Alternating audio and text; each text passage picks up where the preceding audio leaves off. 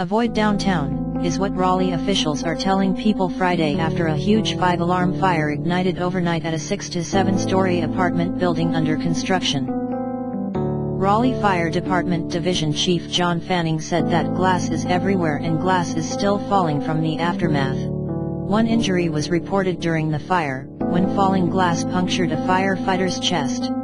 Fanning said the injury was non-life-threatening. The fire ignited shortly before 10 p.m. Thursday at 400 West North Street where the Metropolitan apartment complex was still being built. "This is the biggest fire that I have ever seen in such a condensed area," Fanning said in his 24 years of experience. One person was injured by falling glass, according to fire officials. The person's injury was not considered life-threatening. Firefighters on Friday morning were still working to control hot spots, but the flames were out.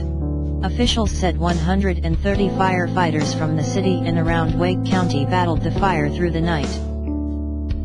Stunned Raleigh residents and visitors poured out onto sidewalks and streets as the massive blaze filled the area with heavy smoke. The smoky haze is expected to linger for days. It was massive. It looked like the entire block was one fire, a downtown business owner and resident named Patrick told ABC 11's Angelica Alvarez Thursday night. The blaze forced the evacuation of nearby businesses and residential buildings, as well as road closures. Eyewitnesses said it appeared the fire ignited on the second floor, though police and fire officials have not yet made such a determination. No one was living in the building, but there are numerous buildings nearby, including other residential apartment units. Fanning said Friday morning that there was damage to 5 neighboring buildings and around 10 surrounding buildings had suffered fire exposure from the massive blaze. A crane used at the construction site collapsed minutes after firefighters arrived. Fanning added that up to 130 firefighters responded to the growing fire. By 1 a.m., the fire appeared to be under control. Crews are still spraying the burnt structure with water to extinguish any hot spots. "Continue to wet it so that we don't have anything rekindle," Fanning said. "Usually a rekindle is worse than the original start." Hillsborough Street is currently closed in both directions at W. Morgan and N. Dawson Streets, while crews continue to monitor the structure. Glenwood Avenue is also closed in both directions between Wade Avenue and W. Morgan Street, as well as southbound Capitol Boulevard between Wade Avenue and Martin Luther King Jr. Boulevard. Several other side streets are also blocked, like Jones, West, and Harrington Streets, forcing detours in those areas. Duke Energy's outage map showed around 250 customers were without power Friday morning after the fire damaged some equipment. Duke Energy said repairs are expected to be complete by 8 a.m. The fire was so large that the smoke was visible on First Alert Doppler XP. The wood construction of the Metropolitan apartment complex made fighting the blaze challenging. They immediately tried to put water on it, but as they approached they noticed it was a lot of heavy fire, Raleigh Fire Department Assistant Chief Brad Harvey said. "Especially under construction. The wood is not protected and the fire moves very rapidly. We're very fortunate tonight."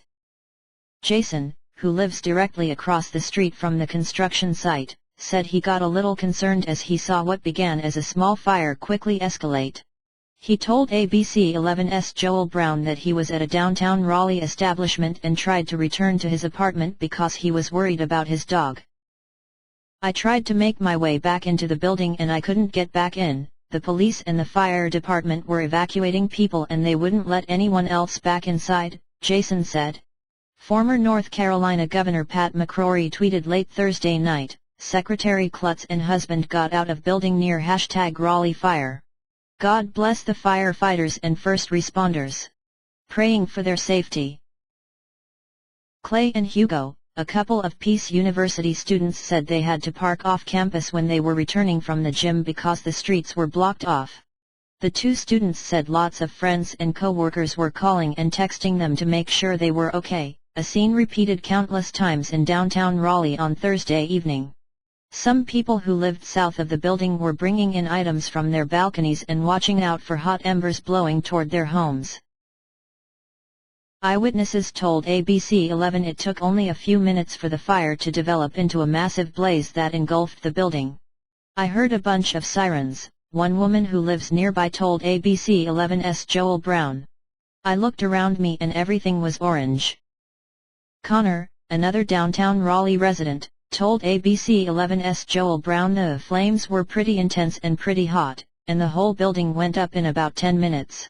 A church on the corner of Salisbury and Hillsborough Streets offered to shelter anyone displaced by the fire. The cause of the fire is not yet known.